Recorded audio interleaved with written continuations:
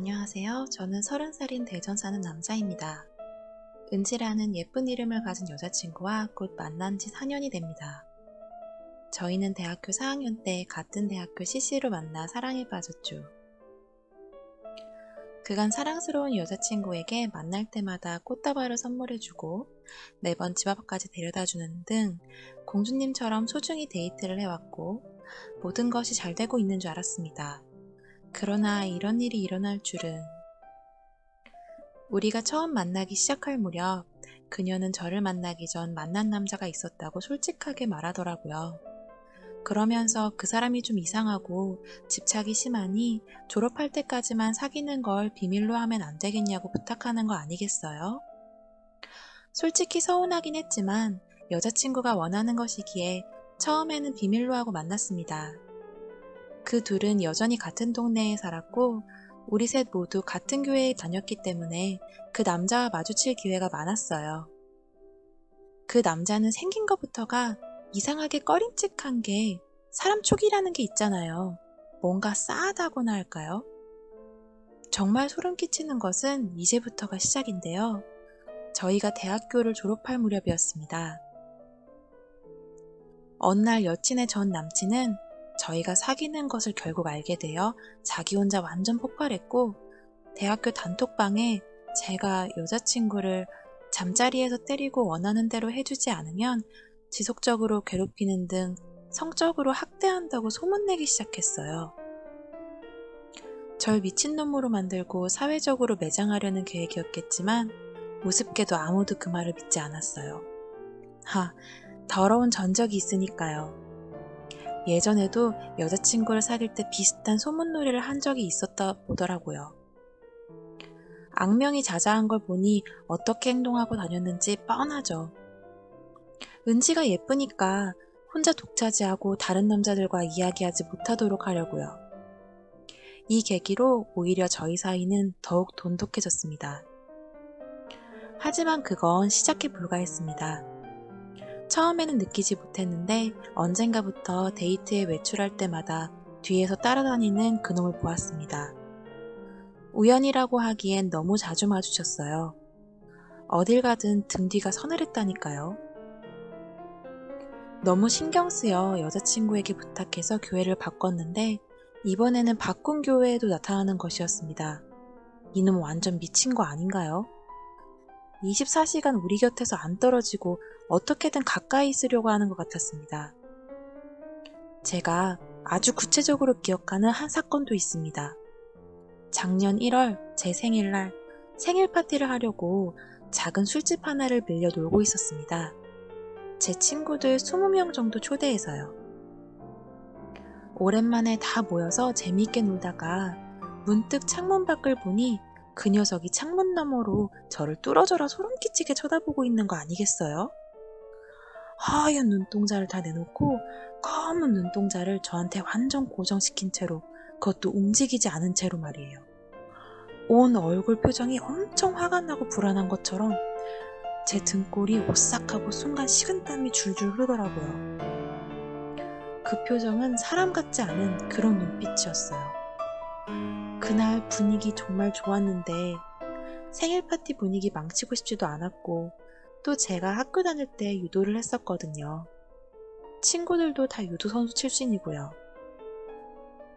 괜히 옆에 있는 친구들한테 말했다가 녀석들이랑 싸움 날까봐 아무 말도 안 하고 무시하다가 다시 돌아보니 안 보이더라고요. 그날 파티를 마무리하고 제 차로 여자친구를 집에 데려다주고 집으로 가고 있었습니다. 그런데 그 순간 백미러로 저를 따라오는 검은 차를 봤습니다. 이 자식 또 시작이구나 싶었습니다. 이번엔 진짜 한마디 할까 하다 새벽 2시에 싸워서 뭐하나 싶고 귀찮고 피곤해서 그날도 그냥 집에 갔습니다.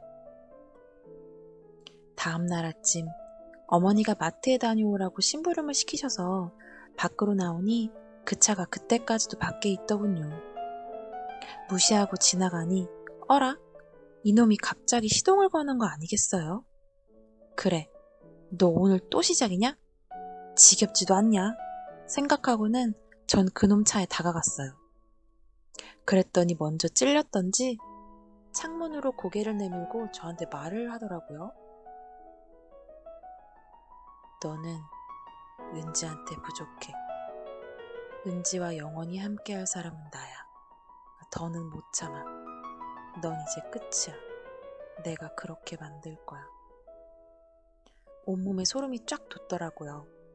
또 그 눈빛이었습니다. 썩은 동태 눈빛 같은. 저를 보던 눈빛이 사람 눈빛이 아닌, 예전에는 이 정도는 아니었는데 가까이서 보니까 사람이 너무 많이 변해서 못 알아볼 정도더라고요. 집착이 사람을 이렇게 병들게 할 수 있다니. 도망치듯 뛰어 집으로 돌아왔습니다. 부모님께 문단속 잘하시라고 신신당부를 하는 그날 저녁, 저는 길 건너 창문에서 그놈이 저희 집을 바라보고 서 있는 것을 보았습니다. 집 앞 가로등 불빛에 겨우 형상만 알아볼 수 있었지만 흐린 조명 불빛에 비친 그 반쯤 죽은 눈빛을 통해서 그놈이라는 걸 확신했습니다. 우리 부모님께 말씀드렸더니 그놈을 보시고 기겁하시더라고요. 넌 은지고 나발이고 당장 헤어져. 저 집 앞에 있는 정신 나간 놈은 뭐야? 너 임마 빨리 안 꺼져? 여보, 지금 이럴 때가 아니잖아요. 경찰부터 불러요. 저 사람 진짜 제정신 아닌 것 같아요. 벌써 몇 시간째야 저기서.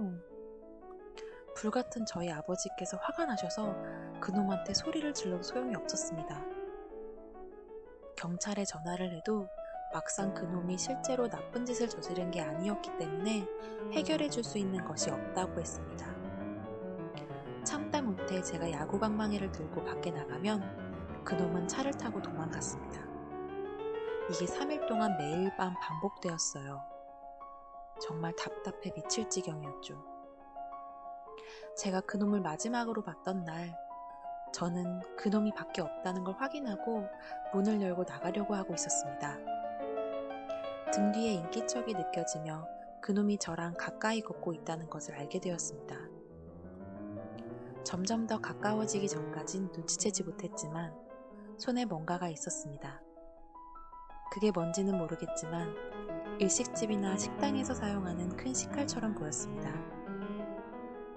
저는 기겁을 하고 집 문 앞을 열고 다시 집 안으로 들어왔고 그놈은 저를 따라 들어왔습니다. 제 동생과 부모님은 그놈이 들어오는 것을 보고 소리를 지르시고 난리가 났습니다. 은지는 내 거야. 너 같은 놈한테는 안 뺏겨. 무슨 일이 있어도 내 거야. 갑자기 칼로 저를 공격했고 저는 왼쪽 팔이 살짝 베이긴 했지만 어릴 적 오래 유도했던 경험이 있어서 쉽게 제압했습니다. 동생이 즉시 경찰을 불러서 노문 현장에서 연행되었어요. 알고 보니 이놈 다른 혐의로 체포, 고소, 기록도 많더라고요. 아직 수사 중이고 저는 쉽게 넘어가 주지 않을 생각입니다. 경찰이 하는 말이 이놈 차에 테이프, 밧줄, 식칼, 대량 표백제, 톱 같은 걸 들고 다녔다고 하는데 도대체 무슨 생각이었던 건지, 저를 죽이려고 했던 걸까요? 저희 가족이 자고 있을 때 집에 들어오려고 했다면 어떻게 되었을지 생각도 하기 싫네요.